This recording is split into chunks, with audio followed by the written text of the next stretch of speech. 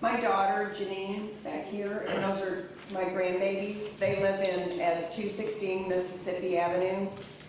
And I understand that you also know some things about a rail and barge and conveyor port thing. And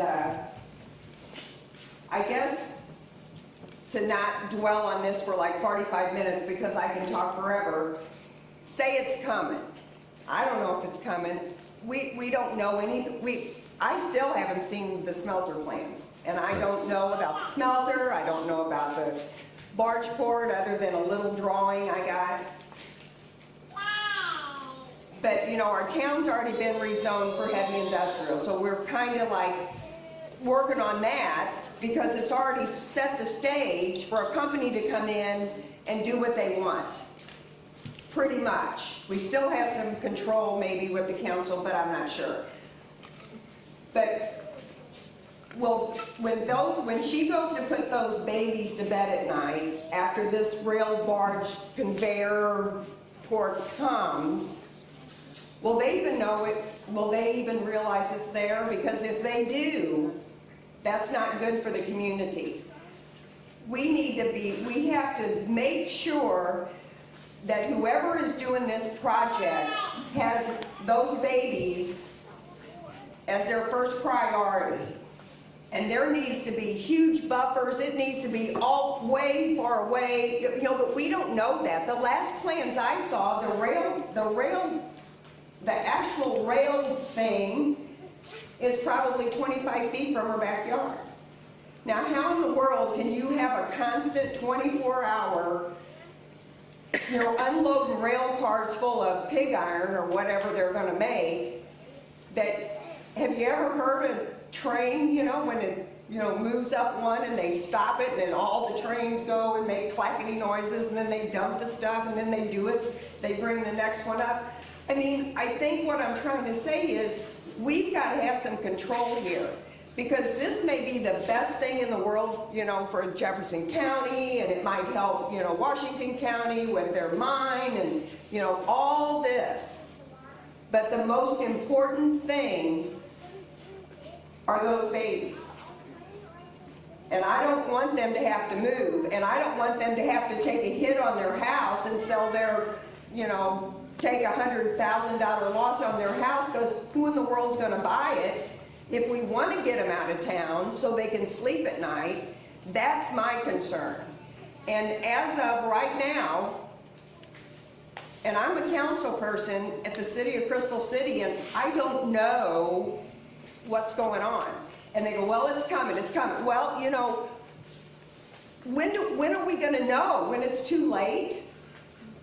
I mean, when do we get the information? When do we get the information?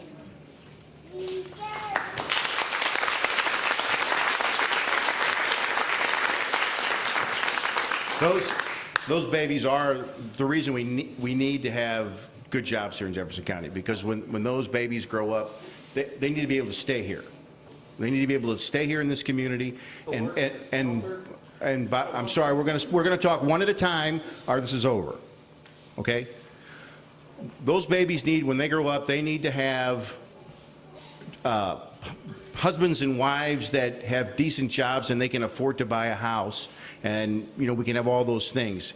Now, I grew up in Afton, and I had a rail not far from me, and I had the Alpha Cement. Everybody lives near industrial sites throughout any metropolitan area. And if you know, a good community is like a good pot of stew. You got to have a lot of ingredients, and one of those ingredients is going to be, you got to have good jobs. And so you're exactly right.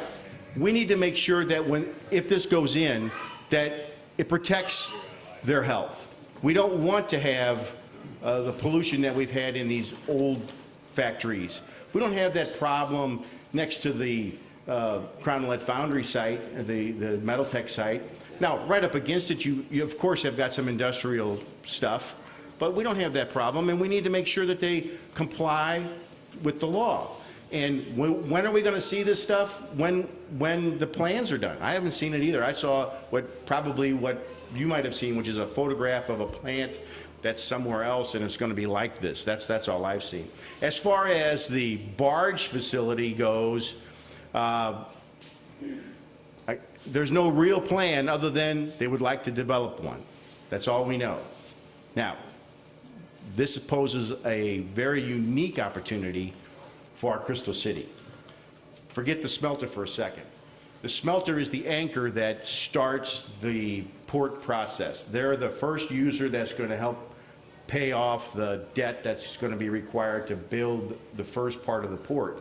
If we can get additional land, if they can use that whole bottom area and turn that into a multimodal, intermodal site with the link of Mopac and Burlington, with the improvements to Highway 67 to interstate status all the way down into Arkansas, with the high cost of diesel fuel and energy, and the fact that containers don't come north of Memphis, Tennessee, there's a possibility that we could become, Crystal City could become the most northern non-locking port on the Mississippi River that takes containers. And we know that the hardwood industry, we know that the soybean industry would like to use containers to ship their products out of the country. They don't, if they put them in a big barge and they fill it up with, they move them with tractors, it smashes the beans and it hurts the wood. They use containers. If we can bring those containers back with the goods and products that are now being brought into San Francisco and put on trucks and trucked all the way across the country, if we can bring them via barge, bring them by ship through the Panama Canal, offload them from deep sea onto barges and bring them here, we could have, and this is just, we could have the possibility of putting distribution centers nearby to offload these cargoes and then distribute whatever, Hilfiger clothes and lawnmowers and all kinds of products, which would mean a whole nother round of high quality jobs for the region. St. Louis Regional Growth Association has what they call the big idea, and this is the idea of bringing China goods to St. Louis as opposed to Atlanta and Chicago.